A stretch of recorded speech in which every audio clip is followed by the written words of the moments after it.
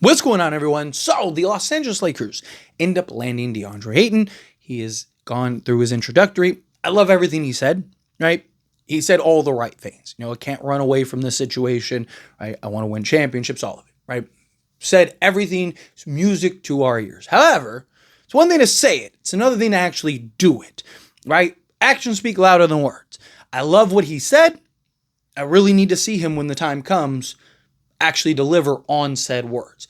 I believe he will. I am very excited for Deandre Ayton. The thing that I love right now, everyone's like, oh, Ayton sucks. He's trash, blah, blah. I'll even be courteous and say 20 games. Watch how quickly that narrative switches. Watch how quickly Lakers have a super team. The NBA just gifted DeAndre Ayton. Oh, I always knew that he was, I can't wait. I am like so excited because all the narrative and conversation is like, oh, Lakers suck, blah, blah, blah. Okay. All right. Again, maybe he won't be. I think he will. I think he knows this is his last shot and his last chance. I think he's going to be a huge focal point offensively because I also think that there's the potential for him to be the future. But also, Luka, right? Luka is always looking for that. And DeAndre Ayton, there we go, I got DeAnthony Melton on the mind. DeAndre Ayton is a guy that is like, if you were to build a Luka center in the lab, it is DeAndre Ayton, right? Obviously, like, better defensively, but he's had good defensive seasons. He's been and shown that he can be a good defender. It's just buy-in. It's him being focused, staying locked in on the defense side of things. If he can give that consistency, I'm not expecting him to be Anthony Davis defensively, but I think he can be much better defensively than people think, right? But beyond the defensive side of things, if you were just to build and mold and shape in a lab the exact type of center you want for Luka, DeAndre Ayton is exactly that player.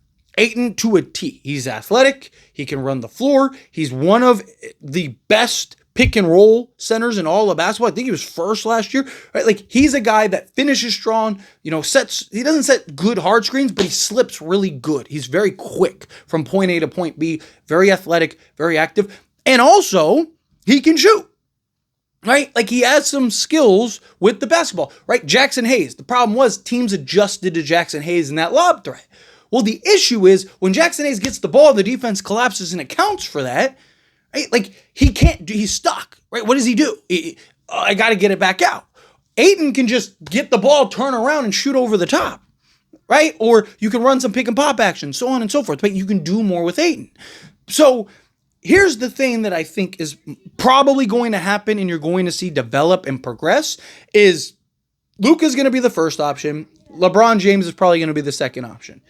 DeAndre Ayton may end up being the third option, which, what does that mean for Austin Reaves, right? Couple things about Austin Reaves. One, the Lakers want to preserve all this cap space for 2027. How do you do that and then go give Austin Reaves a 5-year, hopefully not max, but even 5 years, $30 million? Let's say he takes $20 million less than what he could get on the max, right? Like, that's a lot of money that's going to tie up in your cap space. You're not going to have the cap flexibility that you would if you didn't do that.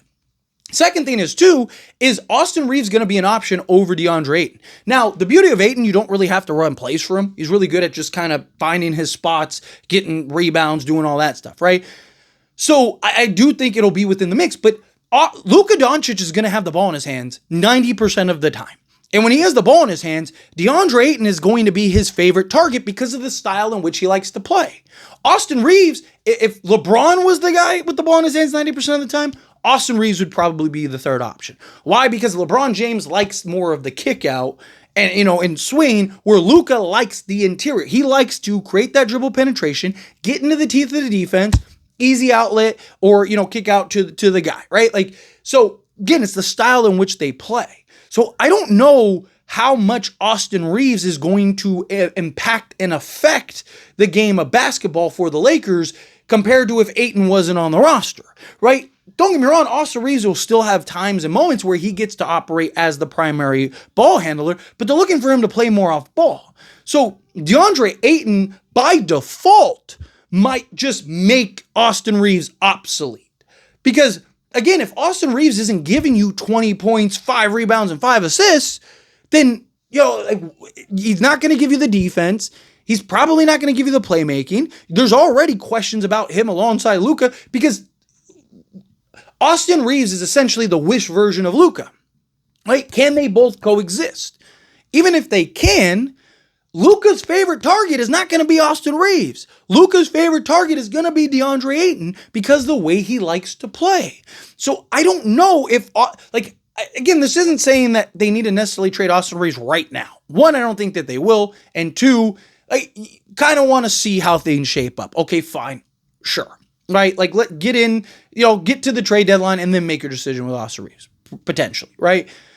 But my thing is, like, I think how this is going to go is Luka's going to be the guy. LeBron James is going to do what he did last year and what he continues to say he's going to do. He's just going to fit in.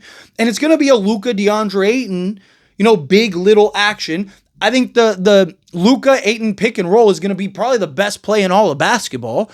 Right? And I think that that's going to be the primary focus. I think Luka and Ayton are going to be the guys. And if that starts to develop and that really does become the theme, then now you need Austin Reaves less and less and less and less. Right? I think Rui Hachimura is completely phased out at this point because all of the offense you're getting from Rui Hachimura, you're going to get from DeAndre Ayton now. So I think Rui for sure is obsolete. His shooting is really good, but you need defense. You need guys around, Luka, DeAndre Ayton, and LeBron James that can defend. Austin Reaves can't do that, and neither can Rui Hachimura. I think Rui Hachimura is phased out, and I think that there is a very good chance that Austin Reaves ends up getting phased out too, just through the natural course, and he's going to have to fit in. And here's the other thing. If that's the case, right, and Austin Reaves now becomes kind of the fourth option, well then, is he going to be happy about that? I understand he wants to stay a Laker right now. I understand that, he's looking at because he's looking at it as LeBron's not going to be here forever. It's going to be me and Luka. All right. I'm going to make, probably $40 million a year.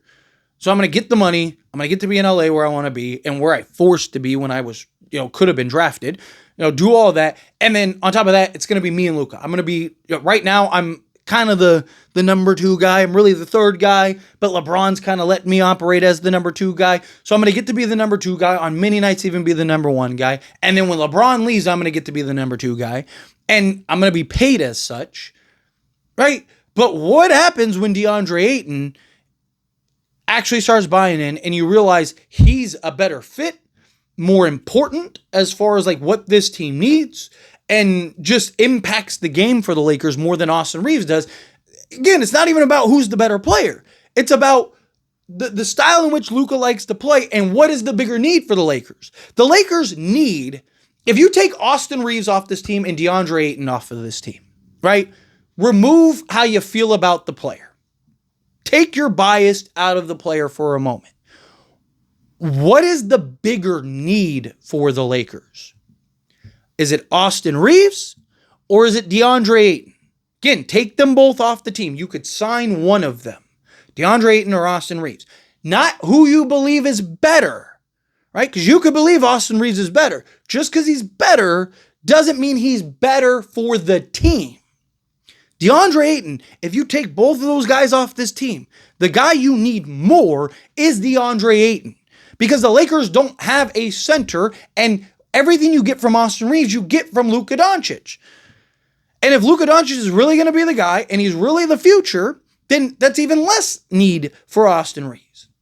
So my concern is, DeAndre Ayton's tide's going to raise for the Lakers. He's going to end up emerging as the second or third guy for the Lakers, just naturally through Luka Doncic, and he's probably going to average 18 to 20 a night, because he's probably going to get 5 easy lobs a game just because of being alongside Luka. So Ayton's going to average 18 to 20 a night, which means Austin Reaves' production is going to drop because you're not going to have, more likely than not going to have 4 guys averaging over 20. LeBron's still going to get his 25 or his 24, whatever, right? Luka's going to still get his, and DeAndre Ayton's probably going to eat just through the natural course of being the big man down low, getting putbacks, being the lob threat for Luka. Even when LeBron's doing his thing, running pick and pop action, doing all this other stuff, DeAndre Ayton's going to end up moving to the forefront, and Austin Reaves is going to end up moving to the background. Does Austin Reaves really want to sign up for that?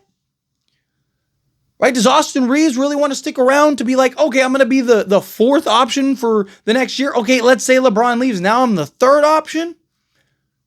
right? Like on some nights, okay, maybe I'm the second option, maybe the first if Luka doesn't play because I'd have the ball in my hands. Sure, is that something that he wants to do? Because that's a big difference from what he's being promised right now. Because the Lakers never thought they were going to get Ayton. Like, again, Ayton changes everything for this Lakers team. Puts Austin Reaves in a very interesting situation. Luka changed everything for this team. There is a version of this where Luka and Ayton are the best big man, center guard combo in all of basketball. And I don't think it's one of those things where it's like, oh, there's a version of this that, they end up winning 5 championships, right? Fairy tale. I mean, like a very high chance, like very high, that Luka and Deandre Ayton are the best big man centered combo in all of basketball. You know who it was last year? Cade Cunningham and Jalen Duren, right? Like, again, that action. Luka Doncic is better than Cade Cunningham, and Deandre Ayton, bought in and focused, is better than Jalen Duren. He can just do more. Deandre Ayton is looked at as lazy, unmotivated, no motor, blah, blah, blah, and was still an 18-10 guy. What is he when he is bought in, focused, and ready to go? Just saying. Let me know your thoughts and opinions down in the comments. That being said, if you haven't liked this video, hit that like button. Helps me a lot. So if you enjoy these types of videos, truly appreciate it. Not subscribe channel, hit that subscribe button. Turn on the bell notifications. Appreciate y'all. See you in the next one. Thank you.